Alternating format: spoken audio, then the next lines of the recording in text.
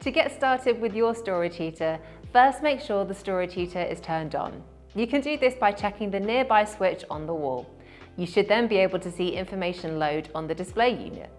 To set your program, press the menu button on the display unit and turn or press the dial to select modes. From here, select timer modes. You can then select one of the storage heater preset programs. If you select a preset, you'll be able to see more details by scrolling down and selecting Preview.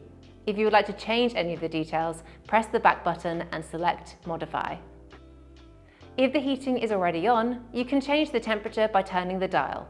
When the heater meets your chosen temperature, it will stop blowing the heat out until the temperature drops down again. The storage heaters charge up overnight and then release heat throughout the day. You should be on an Economy 7 or Economy 10 tariff with your electricity supplier.